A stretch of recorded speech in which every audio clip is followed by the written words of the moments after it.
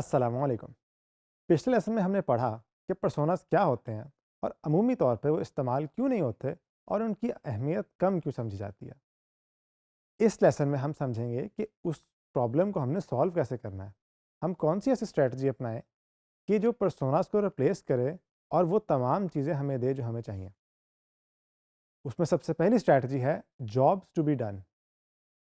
इसको आप JTBD के नाम से भी सर्च कर सकते हो और जॉब्स टू बी डन के भी नाम से सर्च कर सकते हो। यानी इसकी शॉर्ट फॉर्म और लॉन्ग फॉर्म दोनों के नाम से आप इसे सर्च कर सकते हो। तो ये वो फ्रेमवर्क है जो कहता है कि लोग चीज़ें ख़रीदते नहीं हैं, लोग चीज़ों को हायर करते हैं अपना कोई काम निकलवाने के लिए। मसलन आपने अगर जॉगिंग करनी है तो आप शूज़ नहीं खरीद रहे, आप जॉगिंग के लिए एक इक्विपमेंट खरीद रहे हो। यानी अब शूज़ का काम ये है कि आपकी जॉगिंग में वो आपको असिस्ट करें और आपके लिए आसानी करें। अगर वो जॉगिंग में असिस्ट नहीं कर रहे यानी शू अच्छा नहीं है।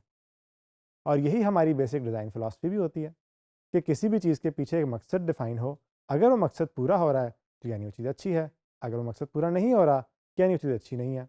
आपको याद होगा बहुत सारे यूआई के अंदर हम ये एक्सप्लेनेशंस और एग्जांपल्स देख चुके हैं। इसको अगर मैं आपको थोड़ा एग्जांपल के साथ समझाऊं और पर्सोनास के साथ कंपेयर करूं तो आप यूं समझें कि पर्सोना आपको ये बताता है कि हम किसके लिए डिज़ाइन कर रहे हैं और जॉब्स टू बी डन आपको ये बताते हैं कि हम अचीव क्या करना चाह रहे हैं, हम क्यों कर रहे हैं। और अमूमी तौर पे बिजनेसेस के पास हमेशा टाइम कम ही होता है। आज तक मैंने कभी कोई ऐसा बिजनेस नहीं देखा जो ये कहे कि बहुत टाइम है, आप जितना टाइम लेकर डिज़ाइन करना चाहो कर लो। हर कोई कहता है कि जल्दी करो ताकि हम मार्केट में लेके जाएं, हम टेस्ट करें और ग्रो करें। इसीलिए जो ये वाली अप्रोच है ये हमें आसानी से बताती है कि हमने क्या करना है और इसको भी माइंड में रखती है कि हम किसके लिए डिज़ाइन कर रहे हैं। मसलन एक बंदा है, वो गेमिंग माउस ख़रीदना चाहता है, तो आपको पर्सोना ये बताएगा कि ये बंदा एक गेमिंग माउस ख़रीदना चाह रहा है। लेकिन जॉब्स टू बी डन आपको ये बताएंगी कि ये बंदा गेमिंग माउस ख़रीदना चाह रहा है ताकि ये compete बेहतर कर सके, ताकि ये अपनी गेमिंग बेहतर कर सके या अपने गेमिंग को एंजॉय कर सके। और ये चीज़ें हमारे लिए जानना इसलिए ज़रूरी हैं क्योंकि ये ओवरऑल हमें एक्सपीरियंस बिल्ड करने में हेल्प करती हैं। इसी एक्सपीरियंस के बारे में कुछ लेसन्स के बाद भी हम डिस्कशन करेंगे तफसीली तौर पर। जॉब्स टू बी डन के अंदर दो कैटेगरीज होती हैं, नंबर 1 फंक्शनल और नंबर 2 इमोशनल। फंक्शनल जॉब्स का काम ये होता है कि कोई टास्क परफॉर्म करना है तो कैसे करना है। इमोशनल जॉब्स का काम ये होता है कि कोई टास्क परफॉर्म करते वक्त आपका यूज़र महसूस क्या करे। मसलन हमारी वेबसाइट से अगर कोई बंदा कोई चीज़ ख़रीदे और हम उसको ट्रैकिंग नंबर भेजें, हम उसको उसका ऑर्डर पैक करते हुए वीडियो बना के भी भेजें कि ये आपका ऑर्डर पैक हो गया है और ये अब हमने शिप कर दिया है, तो उसका एक्सपीरियंस में एक मुतमईनपन आएगा।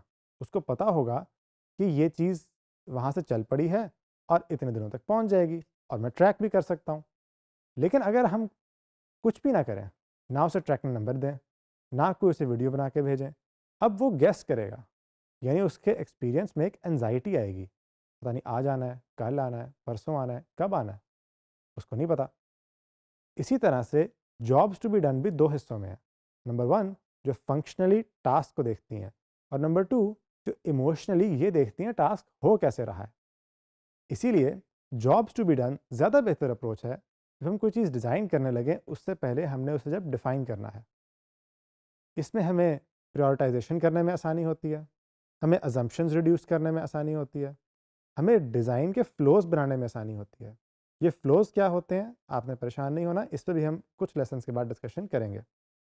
और आपको अपनी डिसीजंस एक्सप्लेन करने में भी आसानी होती है कि हमारा मकसद ये था, हम ये चीज़ करना चाह रहे हैं इसलिए हमने ये डिज़ाइन बनाया। यहाँ तक आपको उम्मीद है समझ आ गई होगी कि जॉब्स टू बी डन क्या होते हैं और आगे चल के भी हम इसी पे थोड़ी सी तफसीली डिस्कशन करेंगे।